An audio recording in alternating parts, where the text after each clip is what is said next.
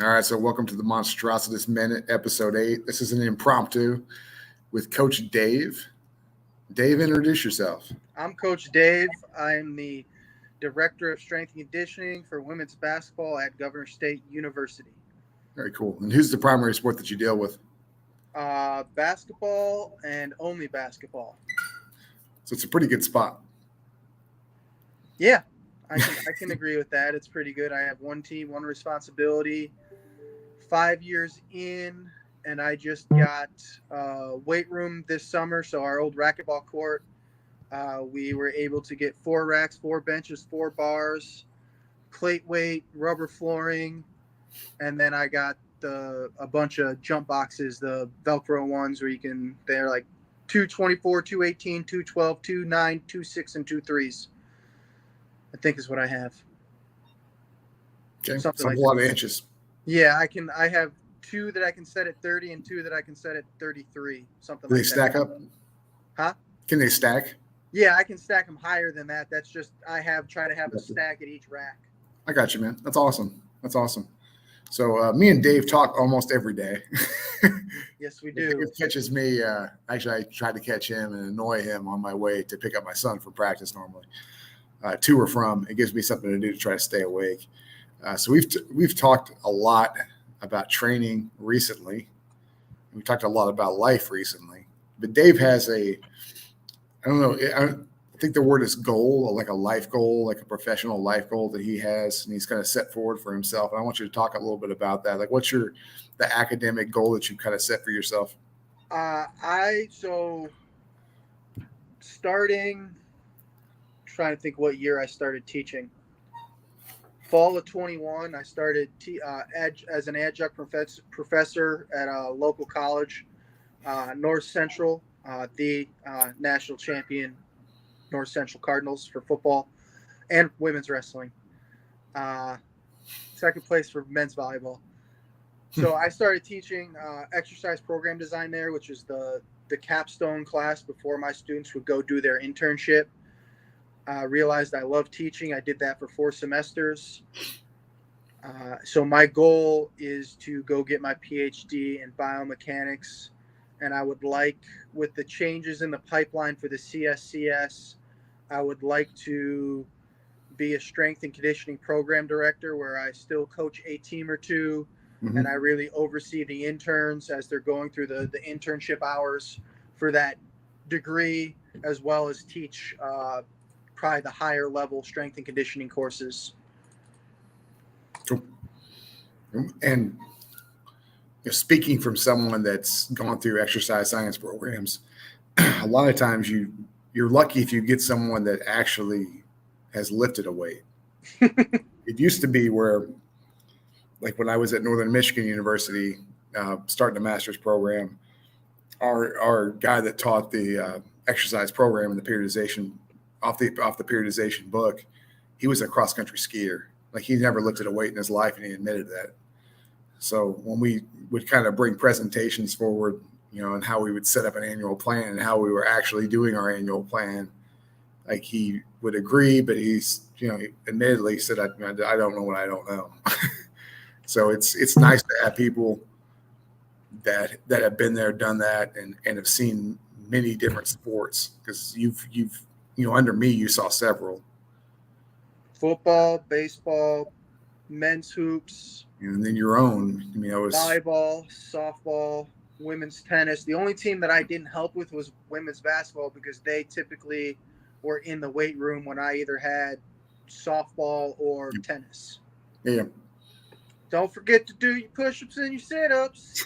There's some things you can't fix, and that's one of the things we couldn't fix. Is that guy? No, but, we could not fix that. I think it's super cool. Like, in the end result, like, what's the goal of the PhD in biomechanics? What do you actually want to do with it? Well, or is it like shelf decoration? It's like, hey, look at this thing I did this one time. the end goal is to teach. So for those that aren't super aware, the NSCA, they started rolling it out last fall, and starting in 2030, if you don't go through an accredited program, you can't sit for the CSCS anymore. So you have to go through an accredited program, and part of that is specific courses, most of which are the very general baseline exercise science stuff. There's I don't know all of the details because I'm not part of that process. There's a few higher level that would probably be more periodization, kind of more application focused classes. And then there's internship hours that are a requirement as part of that. Yep. So my goal would be to be the director of a program that has an SCA accredited program. Very cool. How's your own training right now? I'm in week 2. So I started, I needed a mental break through the month of July. And then I started training last week. It's going really good. I'm doing 1x20 because that kind of has become my new foundation program, I call it. Like whenever, if I have to take a long break for mental reasons, it's just like foundation. 1x20. I love it. It's easy. It's simple. Why do you love it? Let's talk about that. Why do I like 1x20? Having a child, working a full-time job, finding. Has he started 1x20 yet? Huh? Has he started the 1x20 yet? No, we're still working on on more gross motor skills at this point. I got you. Rowing, catching. We got running down pretty good. He's all gas, no brakes. That's the problem. Has he mastered the headbutt to the dad's groin yet? Not the groin, but he definitely last night was all about headbutting my stomach while I was trying to put him to sleep. We were just laying on the floor watching TV, and it turned into. I'm talking like one time he stood up and straight, full head smashed me. I think that's awesome. So why 1x20? Where did you get that from? Man, is that Yeshus? I think it's Dr. Yeshus wrote it. Okay. And the idea is, you start at 1x20, you do one set of 20, add a little bit of weight each week until you can't do 20 reps anymore. It's kind of the real basic. There's more details to that, but I keep it super simple.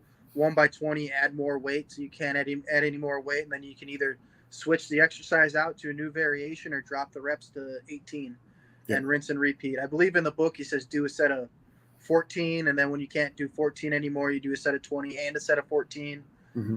I've only read the book once. I don't have it committed the way I have 531 committed to memory or West Side Book of Methods to memory.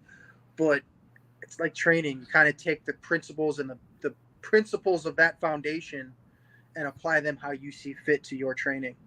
So the nice thing is, if in other training methods, I might do 4 or 5 exercises. I did 12 exercises today.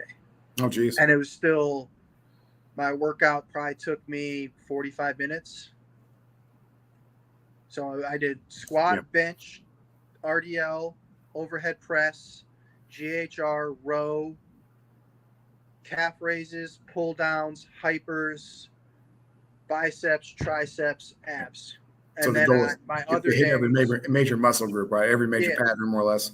Yeah, and then so I kind of do an ABA, BAB format. I'll do 3 workout days. So takes me every 2 weeks. I see each workout 3 times.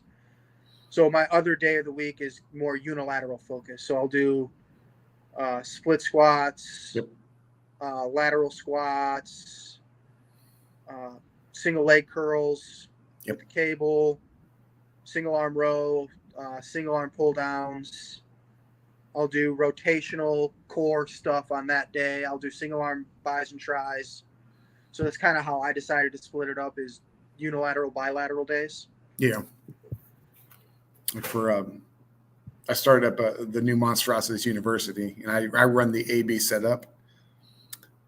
So AB, you go just like you're talking about. You go through the same workout through every rep range that I've set. I've got 6 to 8, I've got 10 to 12, and I've got 15 to 20. So you hit every single rep range twice through a 6-week rotation. It gives you a chance to beat a PR, and it's 3 days a week. I mean, I like it because it sets a foundation, like you're talking about. But with 1x20, I mean, it's a booger, man. If you've done a hard set of 20, you realize how bad a hard set of 20 is. I found. Can I ask a question before you say this? Are you advocating for resting as much as you need to between reps, or is it a continuous 20? I don't know. I haven't really tried it. I'm trying different things. My squat, I try to crank it out as fast as I can. Yep. And then if I need to get to 12 and I need to take a deep breath or 2 deep breaths before I crank out another 3 or 4 reps, that's how I do it. Kind of my single joint movements, I kind of take more of a, not necessarily a tempo focus, but I try to be more deliberate with a 1.5 up, 1.5 down instead of let's just fly. Yeah, I like that.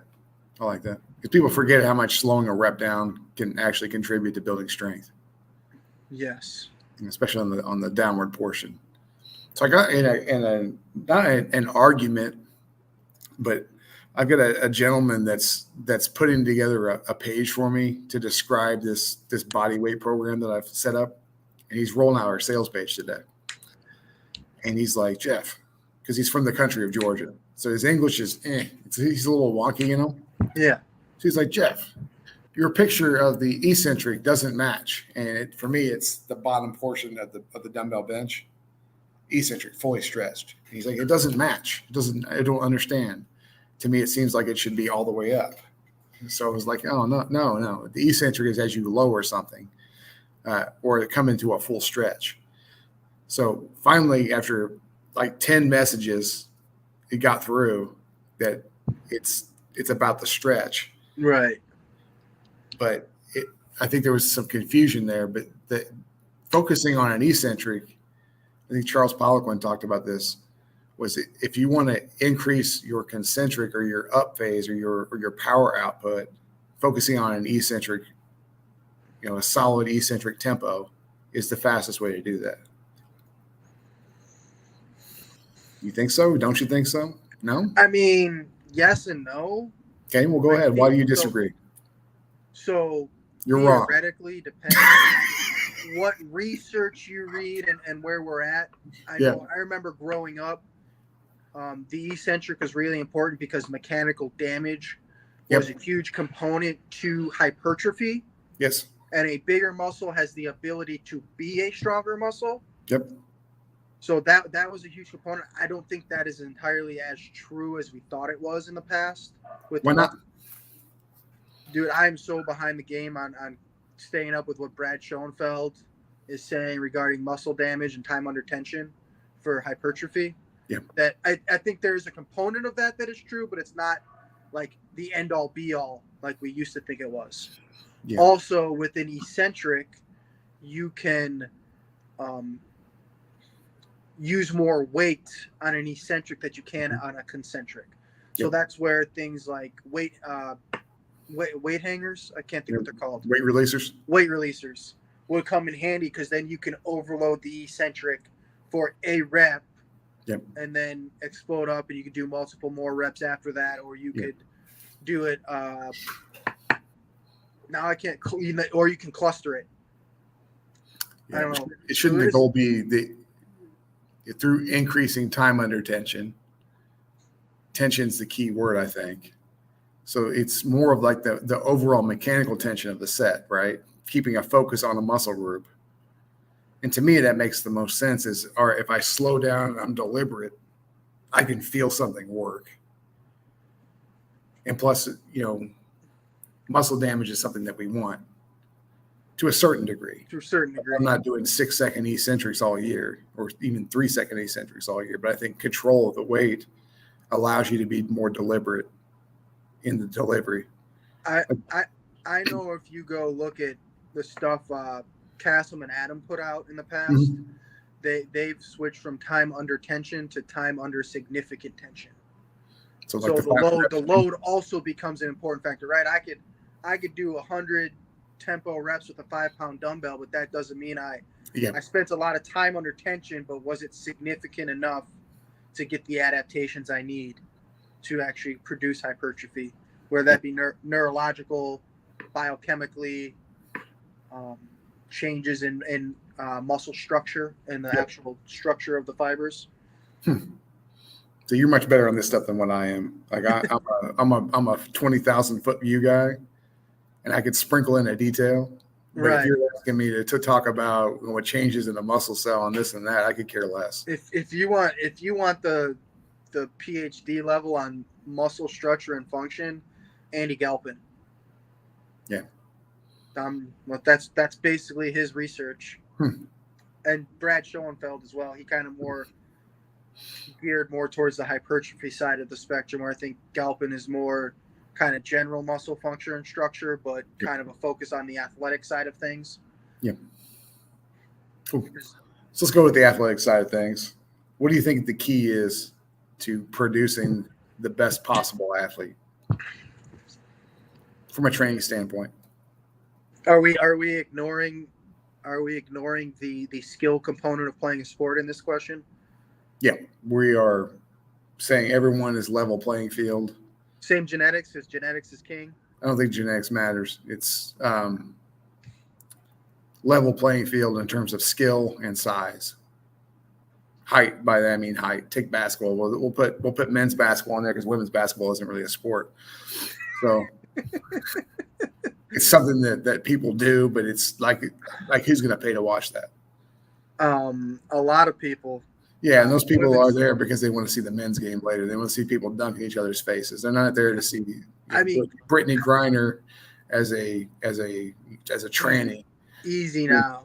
Easy there, big fella. I'm just saying. Nobody's there to pay to watch Brittany Griner. Watching Caitlin Clark make it rain with hands in her face from anywhere.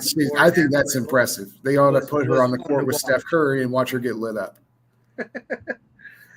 Seriously, I found that to be a pretty awesome thing, though. Like, that girl can shoot. All things being equal, size, in terms of height, size we're ignoring skill and size, everything being equal. Yeah, and so now it's how do you produce? What's the thing that's going to produce the best athlete? For me, properly developed energy systems. Yeah. I don't care if you can go up and down for 30 seconds. You got to be able to go up and down for 30 plus minutes a night. Yep. And can you repeat that same output level? You know, there's always going to be a drop off, but whoever can maintain it the best typically is going to win, assuming that, you know, we're saying all things equal. So max velocity, your maximum output for one rep is the same. Whoever can repeat that what I'm saying is the longest. I'm saying is the intangibles are already there. The skill set of the player and the height of the player, which I consider to be intangibles, because you can't teach height. You can't teach, you can't teach skill. Well, you can't teach skill, but there's a ceiling on everyone's skill. We don't teach skill in the weight room. Yeah. Energy systems, man. If you can maintain higher level outputs for a longer period of time, you're in a better place late in the game when the chips are down. Yeah. So how do you think you develop that? I already know my answer because I taught you this, so I want to see what you know. I mean, there's a school of thought that will completely disagree with me is aerobic capacity. The aerobic system is the master system. You're relying on that to replenish ATP and PCR when you're resting on the bench or between plays. If your sport is glycolytic in nature, you're relying on that aerobic system to be able to shuttle lactate out of the blood back into pyruvate and cycle it through the Krebs cycle for ATP production. It's kind of like that controls everything. If you don't have that, nothing else matters because you're good for one play. I need you good for 30. Let's assume that you use the whole shot clock. So in women's basketball, 40-minute games, 10-minute quarters, 20 possessions, a quarter. I need you to do that for 80 possessions a night. So we'll say you 70 possessions because you're probably on the bench for 10 minutes. Yep. 5-10 minutes. I mean, it applies to everything. It applies to football. Hey, I need you to go play 12 plays, get a break, go back out, do another 12 plays. Yep. Get a break with, I think it's 15 and 35, 15 and 40, depending on what level you're at, how fast the other team's trying to go. And even if you look at some of the research, no huddle offenses aren't necessarily faster than huddling up all the time. Yep. Especially in the college game where they come to the line of scrimmage, they look at the coach for the play call, they have the hard count, they look at what the defense adjusts, and they look back to the sideline and the coach gives them the audible. So it's really not any faster than not huddling up. It tricks the defense into thinking you're going faster, though. Yep. That's important. These games are more psychological than they are anything. Yeah. How are you going to respond when you get punched in the – what did Mike Tyson quote? Everyone has a plan until they get punched in the mouth or something like that? There's nothing more correct than that. I don't know. I'm going to eat his children. You know, Conqueror, I'm Alexander. I see he's going to be working with Nagano for that fight against Tyson Fury. They brought Mike Tyson into Nagano's camp. Okay. I was going to say, wasn't he in talks to help Zuck or Elon for their fight? Yeah, I don't know, man. You got a cyborg there, and you have a lizard man. Lizard man easily. I don't know who wins that fight between the Terminator or Hillary Clinton. I don't know who wins that match. I don't know.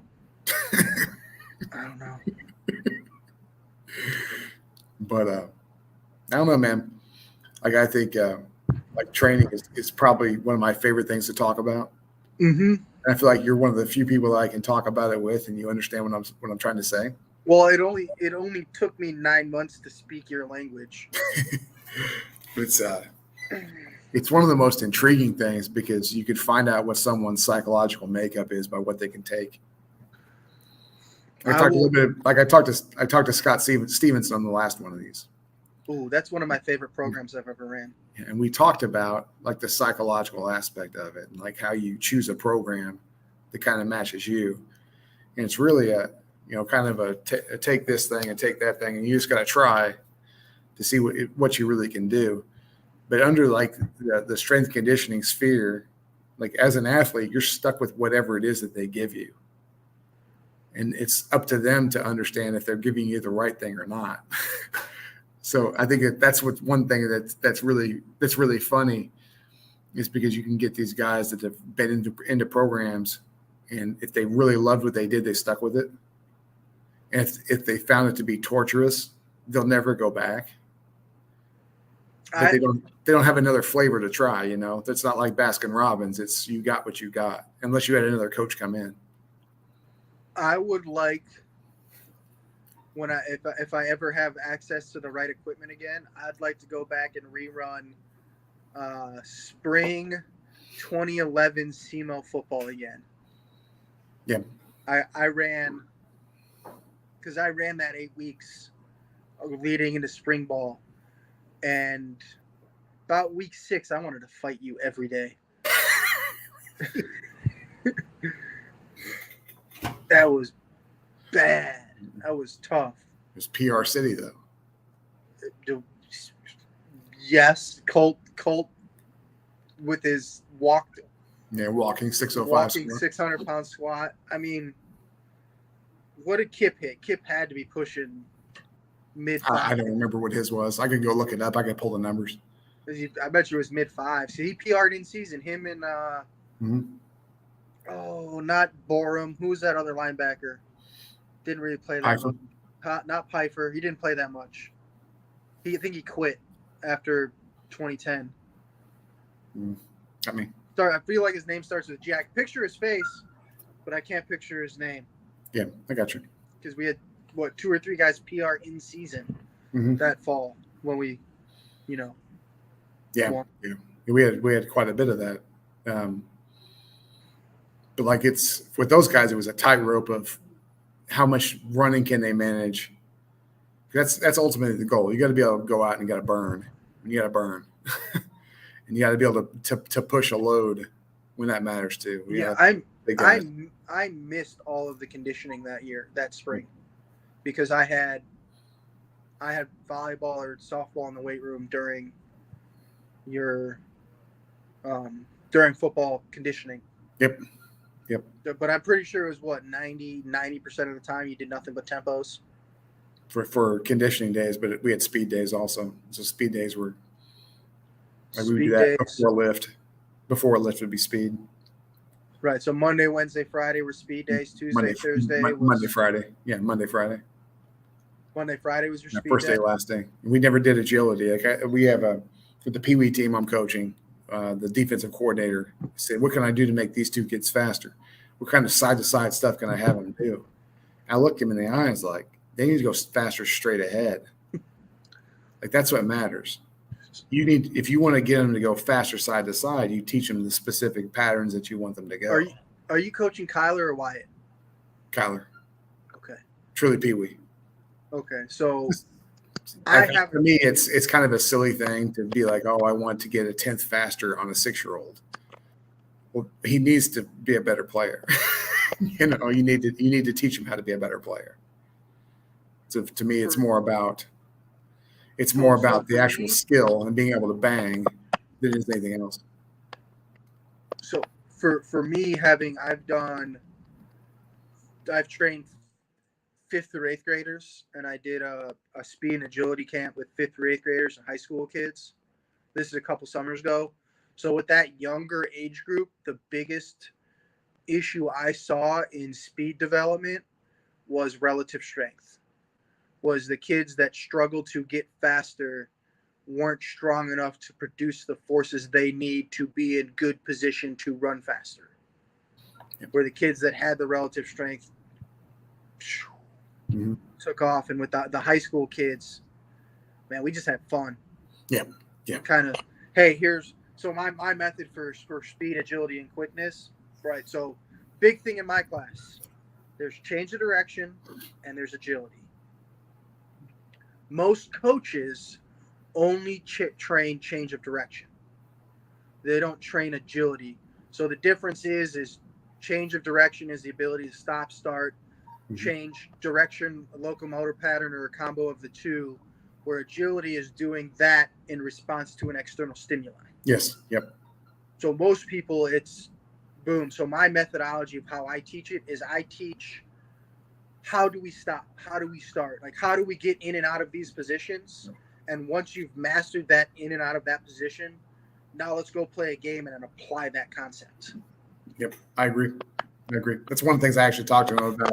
So, it's getting them to go fast, and then it's getting them to stop. And you shorten this time it takes you to decelerate. Because when you're talking about change of direction, you're doing this side to side. Well, that's where they stop is where they've lowered themselves and they've stopped. So to get yourself to that position faster is more important than actually being able to do a drill. Yeah. That makes sense? No, it makes perfect sense. That's exactly how I teach it. Like, hey, can we get to that cone, and can you rotate 90 degrees and stop? Can you stop going straight ahead? Mm-hmm. Can you then get out and go shuffle into a sprint or crossover step into a sprint, depending on the skill I'm trying to work on that at that given moment. But once you understand position, can you take that position and apply it? Yep.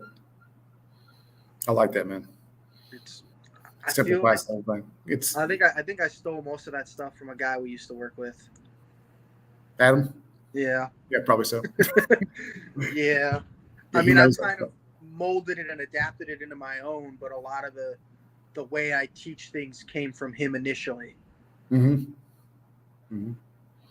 I don't think a lot of this is voodoo. There's times where it's like, oh, why did that turn out the way it turned out? Well, sometimes it's a shrug of your shoulders, like, I don't know. But most of the time, it's really just about, did you get the kid stronger? Did you listen to all of the last podcast, Table Talk, that had Rhodes, Wendler, and DeCenzo on it? Most of it, yeah. Because that's what I would listen to when I train. So about midway through that one, it was weird because I'm midway through it, and all of a sudden the opening credits start again. I'm like, did this just get like copy pasted? I'm listening to the same thing over again. But Rhodes asked a question today, said something that resonated with me. So, he said, have you ever asked a strength coach if they ever wrote a shitty program? Oh, And how many of them? have. How many of them will tell you no? Probably too many. Yeah, I've written plenty of them. God, I look at the stuff I did when I was young, like, infant into this thing, and it's like what? You did what? I mean, I'll say I've seen you write a shitty program, and you what you were doing, you were trying something different. Mm-hmm. You were breaking the mold, and I wouldn't say it was a shitty program. It was one of those ones where there's a group of guys that worked really, really well for, and then there were guys that weren't quite ready for that stimulus, that it did not work for them at all. Yep. And that was when you ran. It was one of Cal Dietz's crazy, oscillatory stuff from Cal Dietz. Yeah, they weren't strong enough for it. Yeah, but they were strong enough for it, they could take off. The guys that were strong enough, they took off with it, and the guys that weren't strong enough for it, it took them a step back. Yep. Yeah. But it's too bad. You live, you learn, you get loves. Absolutely. That was my last official program as a college strength. Yes, it was. Cool, man. It was almost, and you left it to two morons to run it. Yeah, I think you guys saw that it wasn't working and probably took a jag on it too. No, we didn't. We ran it. we didn't know it didn't work till we tested the end of summer camp. Okay. We were like, ooh, okay, maybe that isn't it. Yeah. Yeah. It made sense inside my head. But again, if you aren't going to try it, how do you know? What was that? If you aren't going to try, how would you know? Yeah. If you don't try, you'll never know how many. Yeah. I think elements of it could have really worked if we would have kept the heavy stuff in. Kind of treated it as a like your accessories. Your accessories are this, but your meat and potatoes are 80% plus. I was gonna say the other concept that popped into my head was treated kind of like a West Side style split, where you have your heavy day, max effort days, and then instead of your dynamic effort stuff is done oscillatory. Yeah. or actually have cycled in like a training residual.